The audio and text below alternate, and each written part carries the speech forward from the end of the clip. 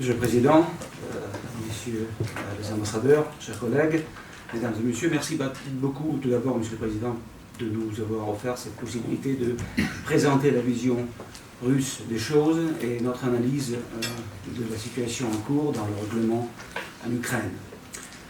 Je vais commencer par vous dire qu'après l'arrivée au pouvoir en Ukraine du nouveau président, Volodymyr Zelensky, et son équipe, après la victoire de son parti de serviteurs du peuple aux élections parlementaires, et surtout après ses premières démarches dans le cadre du règlement qui allaient absolument dans le bon sens, c'est-à-dire on a réussi à effectuer un échange des personnalités et on a commencé les partis en conflit ont commencé le désengagement des troupes dans la zone du village de Luganskaye. Donc après tout ça, à Moscou, on a éprouvé un certain sentiment d'optimisme prudent qui, malheureusement, ces derniers jours, se vaporise. Pourquoi? Parce que nous commençons à entendre à Kiev certaines déclarations ambiguës. Nous commençons à entendre certaines déclarations belliqueuses. On parle d'un certain plan B. Nos partenaires ukrainiens font savoir que les accords de Minsk II ne leur conviennent pas. Et dans ce contexte, j'aimerais bien de vous rappeler en quelques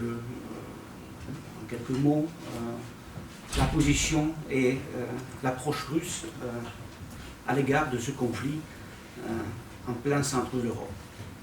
Tout d'abord, je veux démentir, je veux refuter les déclarations que vous pouvez entendre de temps en temps, qui met d'un côté l'Ukraine et de l'autre côté la Russie en tant que deux parties du conflit. Ce n'est pas notre analyse du tout. Les parties dans le conflit, c'est l'Ukraine, c'est Kiev, c'est Donetsk et c'est Lugansk. La Fédération de Russie, c'est un médiateur, c'est un arbitre, comme la France et l'Allemagne. Nous avons le même statut avec ces deux pays au sein du format de Normandie, voulu et inventé, comme il a été dit lors des interventions précédentes, par le président français François Hollande. Nous avons le même statut au groupe de contact à l'ESE, au groupe de contact à Minsk, à même titre que l'Organisation pour la sécurité et la coopération en Europe, qui coordonne ces activités. Nous voulons souligner qu'aujourd'hui, et toujours il était nécessaire, et aujourd'hui il est surtout nécessaire, d'établir enfin le dialogue direct entre Kiev, Lugansk et Donetsk. Trois parties dans ce conflit. Ce dialogue est prévu par l'ensemble des mesures pour appliquer les accords de Minsk II. Et pour organiser ce dialogue, nous avons déjà tout. Nous avons le site des négociations, c'est le groupe de contact et les sous-groupes qui s'occupent de quatre aspects, de quatre types de questions. Questions de sécurité, questions politiques, questions économiques et questions humanitaires. Ainsi que concerne le format de Normandie, qui effectivement doit jouer un rôle majeur, un rôle très important dans le règlement. Donc son rôle, c'est plutôt d'être dans un mécanisme de supervision, de surveillance et de propulsion, comme il a été dit dans la déclaration des chefs, des quatre chefs des États membres du groupe de Normandie, du quartet de Normandie, et cette déclaration fait partie des accords de Minsk signés en 2015. En ce qui concerne l'ensemble des mesures que nous avons évoquées tous aujourd'hui, et là je suis absolument d'accord avec l'ambassadeur Morel, c'est la base qui ne connaît pas d'une autre alternative du règlement en Ukraine. Je souligne que le texte de cet ensemble de mesures est approuvé par le Conseil de sécurité de l'ONU et une résolution spéciale a été adoptée dans ce sens, la résolution 2202. Et par cette résolution, l'ensemble des mesures est devenu, après l'adoption de cette résolution, une partie intégrale du droit international. cet ensemble de mesures prévoit une image, une liste très claire, une feuille de route très claire des mesures qu'il faut effectuer, qu'il faut mettre en pratique, mettre en œuvre étape par étape pour arriver au règlement définitif de ce conflit qui dure depuis déjà 5 ans. Premièrement, il fallait effectuer le désengagement des troupes et des armes lourdes et d'autres des armes lourdes de différents types. Après, il fallait commencer à négocier avec certaines régions de Donetsk, des régions de Lugansk et de Donetsk, des modalités des élections régionales et de l'avenir de Donbass en général, en se basant sur la loi ukrainienne relevant d'un régime particulier de ces régions, en vertu de la loi ukrainienne relative aux modalités temporaires de l'exercice de l'autonomie locale dans certaines zones des régions de Donetsk et de Lugansk. M. l'ambassadeur Morel nous a décrit déjà tous les éléments clés des accords de Minsk. Juste, je rappelle que pendant un mois, c'est-à-dire au mois de mars 2015, l'Ukraine était obligée, selon les dispositions de cet ensemble de mesures, d'inscrire dans sa législation les territoires où ce statut devrait être en vigueur.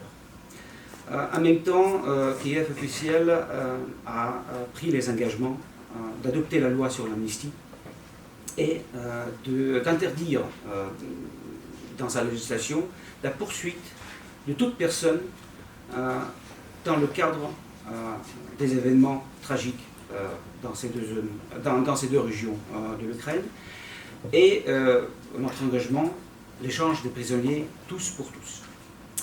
Parallèlement, l'Ukraine devrait adopter une nouvelle constitution, ou en tout cas introduire certains amendements importants qui prévoyaient les éléments de décentralisation du pays pour prendre en compte le statut spécial de Donbass. Et les dispositions appropriées devraient être négociées, comme je l'ai déjà dit, avec les représentants de cette république autoproclamée. En plus, l'Ukraine a pris les engagements pour rétablir les liens socio-économiques rompus pendant la phase militaire du conflit. Il s'agit du paiement des retraites, des allocations familiales. Il fallait rétablir les liens entre les banques. Et là, la France et l'Allemagne ont promis un concours en aide dans la réalisation de cette partie des mesures. En ce qui concerne le processus du rétablissement du contrôle de l'État ukrainien sur la frontière de l'Ukraine avec la Fédération de Russie, qui n'était pas sous son contrôle après les combats en 2014. Là, les accords de Minsk prévoyaient le retour de ce contrôle aux autorités ukrainiennes après l'exécution des dispositions politiques dans le cadre des accords de Minsk. Et cette reprise du contrôle par les autorités et par les forces militaires ukrainiennes du frontière avec la Russie devrait être un point final de ce processus assez compliqué du règlement politique et tout d'abord politique du conflit. Juste pour vous rappeler l'idée principale de ce rétablissement du contrôle ukrainien, il devrait commencer après les élections régionales en Donbass et terminer après la réforme constitutionnelle en Ukraine. Et si on analyse ce qui a été fait depuis la signature des accords de Minsk, nous pouvons constater que, de fait, les autorités ukrainiennes n'ont pas mis en œuvre aucune de ces dispositions, en tout cas jusqu'à la fin. Par contre, lors de tout ce long processus de négociation entre les parties en conflit et sous la médiation des 3 pays et de l'OSCE, certaines concessions importantes ont été faites par Donetsk et Lugansk. Et ces concessions ont été approuvées lors du sommet du format de Normandie à Paris en octobre 2015 et à Berlin en octobre 2016. Et de quoi je parle? Je parle de ce fameuse formule de Steinmeier qui prévoyait que le statut spécial du Donbass est introduit de façon temporaire le jour des élections régionales dans ces deux régions de l'Ukraine, et après la conclusion finale de l'OSCE, cette loi, ce statut devrait être proclamé comme définitive dans la législation ukrainienne. Mais vous savez que cette formule de Steinmeier a été signée finalement par tous les participants, par tous les acteurs de ce processus, mais uniquement le 1er octobre cette année. Donc nous avons perdu pas mal de temps.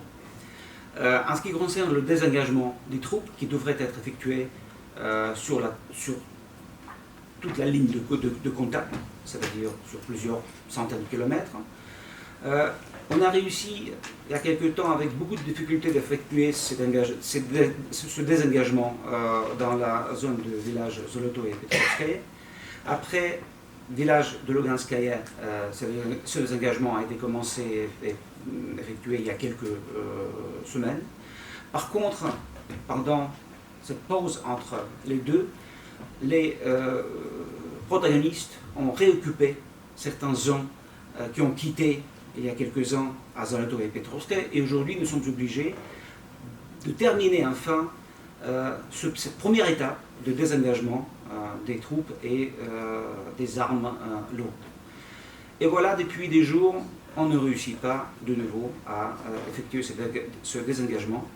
Et là, je veux dire avec toute franchise que nous devons imposer cette responsabilité sur la partie ukrainienne, parce que les milices de Lugansk et de Donetsk, plusieurs fois, ont tiré ces fameux missiles grises ou blanches pour témoigner leur disponibilité pour commencer ce désengagement. Mais la partie ukrainienne, de nouveau, selon notre analyse, invente des raisons tout à fait artificielles pour ne pas commencer cet engagement tant voulu, qui permettrait dans l'avenir d'élargir les zones de désengagement, d'ouvrir de nouveaux points de passage, parce qu'aujourd'hui, le seul point de passage qui existe de fait, c'est à le village Luganskaya, et là, c'est un moment positif, les travaux de réparation du pont ont commencé, mais tous ces processus piétinent, ce qui nous inquiète énormément. Donc, en ce qui concerne le format, le prochain sommet du format de Normandie, la Fédération de Russie et notre président Vladimir Poutine a déclaré à maintes reprises que la Russie accepte l'idée d'organiser ce sommet, mais uniquement après la mise en œuvre des accords conclus, plutôt des engagements pris par les parties lors de 2 sommets précédents, en 2015 à Paris et en 2016 à Berlin, et d'élaboration, disons, préalable des mesures qui seront, plutôt des engagements qui seront pris par les parties à l'issue de ce sommet du format de Normandie. Parce que pour nous, se rencontrer juste pour se rencontrer, ça ne vaut pas la peine. Il faut bien réfléchir de quoi on va parler à Paris, parce que le prochain sommet doit se tenir à Paris, donc de quoi nous allons parler, qu'est-ce que nous allons décider, comment nous allons avancer dans la mise en œuvre des accords de Minsk, de l'ensemble des mesures pour appliquer ces accords de Minsk. Ça, c'est le problème. Pour l'instant, la date, comme vous le savez, n'est pas établie. Nous attendons la mise en œuvre des engagements du côté ukrainien. Je répète que les milices de Donetsk et de Lugansk ont manifesté leur volonté d'effectuer à leur tour ce engagement. Ils sont prêts. Ils étaient prêts plusieurs fois, le 9, le 10, le 11 octobre. Donc maintenant, il faut avancer. Et je voudrais souligner de façon tout à fait solennelle que la crise à Donbass ne connaît pas la solution militaire. Nous le comprenons tous. Nous sommes également persuadés que seule la bonne volonté, la volonté politique, peut nous aider à sortir de cette nouvelle impasse. Et la signature du forum de Steinmeier. Le désengagement dans le village de Luganskaya ont bien montré que si cette volonté politique existe, nous pouvons avancer, nous pouvons approcher la solution pacifique de ce conflit qui dure si longtemps.